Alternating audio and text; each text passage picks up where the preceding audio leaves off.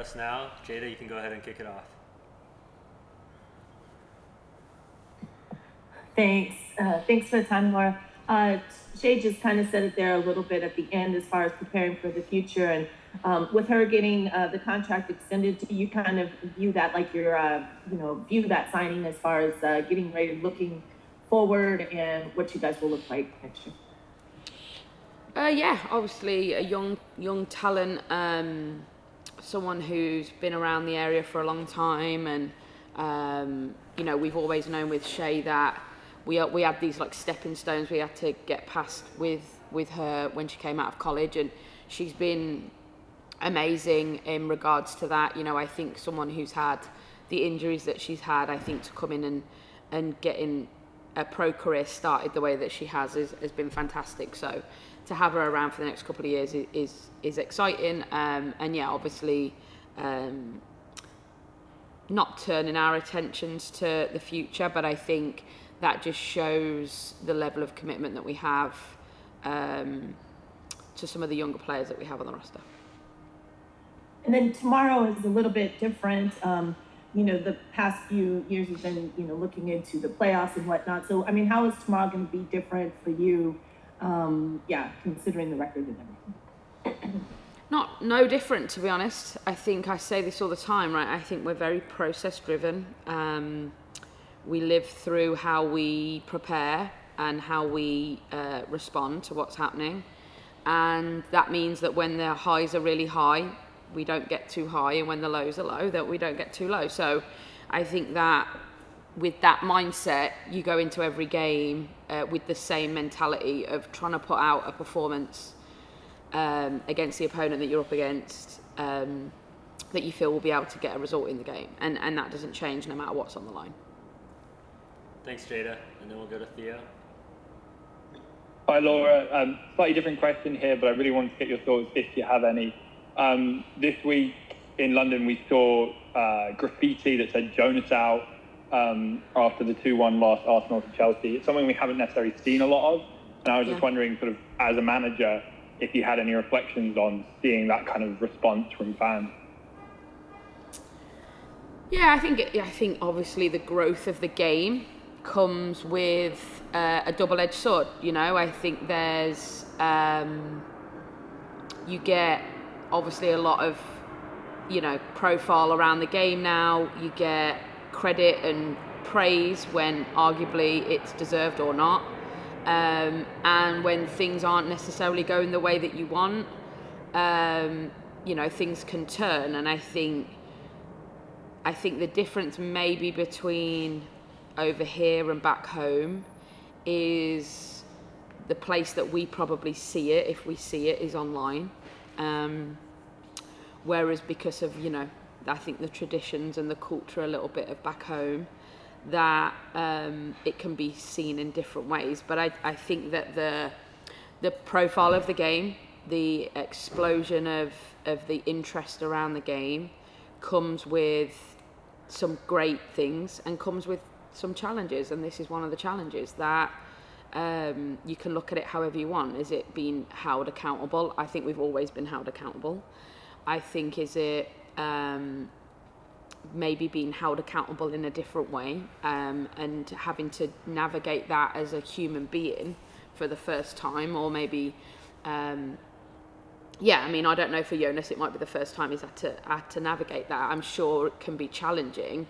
Again, I can only speak for myself, where I've been lucky enough, I think, that I've not had to deal with that too much. I'm sure people definitely have their opinion on whether I should be in the job that I'm in or not. But I think ultimately our job as coaches is to try and do the best we possibly can with the tools that we have. And I think one thing that, as a sort of coaching network, I think we all stand by is no one really likes to see someone lose their job. At the end of the day, that's what we're here to do. This is our livelihood. This is how we pay our bills.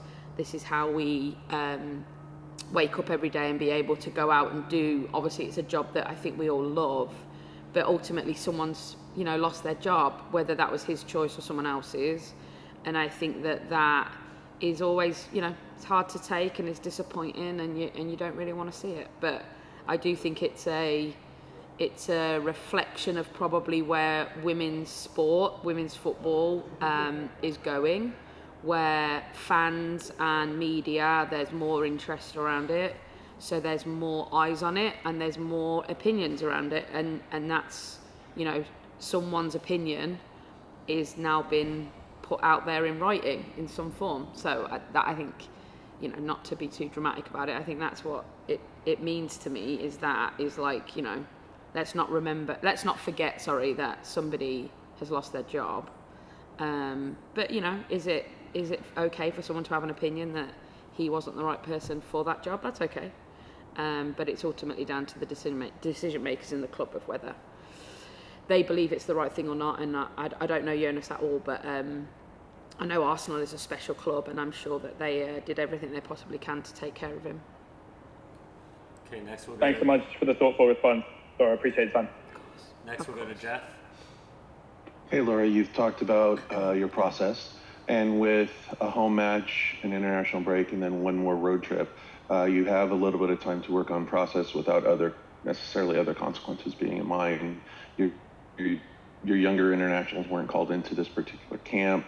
What are you looking to get from these two different training and preparation setups for these last two matches? Honestly, just keeping it really simple. I want to try and win. That's what I'm going out to try and do. I'm trying to put a team on the field that I think we can win with. And do I think that we can maybe risk some things that we may not have done before if playoffs are on the line? Maybe. But ultimately, I'm putting a team out there that I think can win. And we're going to train in a manner that gives us an opportunity to do those things. I think that's my responsibility. All the other aspects of what the bigger picture looks like, what it looks like, coming into next year, all those types of things. They're things that I can think about after these games. I think what these games are an opportunity for is to give our roster a chance to go out on a high. And look, professional sport, it is what it is. These may be the last two games that people ever play for this club. That could be it. And I think we have to take pride in making sure we go out and put a performance together that we feel we can get a result in. So I'm very passionate about making sure that we do what's right for the team that is here right now. And then after that, we can assess and decide what we need to do moving forward. And then following up with that, there's been some roster changes in recent weeks and brought in, and one of those new to the club players marched out with the captain's armband recently. Can you talk about how those new players are integrating into the side? Yeah, I think obviously it's been a tough, month or so, but I do think that we've seen some change in habits and change in mentality, and I think they're all doing a good job of trying to come into something very last minute and help turn it around. Obviously, we got a little bump right after the summer break, but I've said this a lot this year. I think that this group is very resilient. I think it has been very resilient. It has been hit with a lot of things throughout the year that you couldn't write the script of. And I think what the players have done who've come in is seamlessly fit into the group, which is great, but also add a little different dynamic of, it's okay, we're going to be okay. We may not see fruition of that right now, but we will do in the future. And given that positive outlook, I think it's been good for the group. Thanks, Jeff. And then we'll go to Susie. Hi, Laura. I was just going to ask how players are doing health-wise, and in particular, just the progress of Jess and Quinn. Yeah, both not. I'm not sure if we'll see either of them again this season. Maybe Jess, but I'm not sure we'll see Quinn. And then the team had some quality chances against Houston on the road, and now gets a chance to face them at home. And you talked about just wanting to make sure to end the season strong. I'm just wondering, what are some of the things that the team wants to correct against Houston this time around, and just what are you expecting them to bring? Yeah, I think they've done a good job in recent weeks of, they may not have a ton of the ball all the time, but they're a threat going forward. They build out of a very strong defensive structure, and so I think that's what we'll see from them. I think for us, the Houston game is just one of many where we've created chances and not scored. Unfortunately, since then, it's probably gone the other way. We haven't really been creating enough chances. So I think that's been a focus for us, is how can we get back to creating chances, and then obviously the big part of that is, can we take them when we do create them? But I think creating more is being a big onus this week. Thanks, Susie. Just one more quick thing for me. I'm wondering if you could just share a little bit more about the injury that Jess has. I mean, not really. It's lower body, it's muscular, but yeah, she's close. She's training with the team.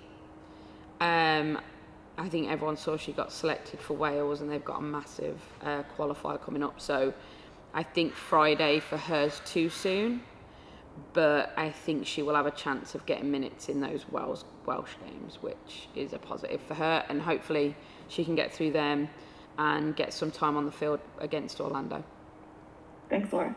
Thanks, Susie, and then we'll go back to Jada.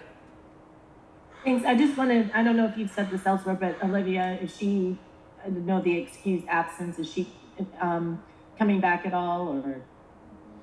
We won't see Olo for the rest of the season, no. Okay, thanks, Jada. Thanks, everyone. Thanks, Laura.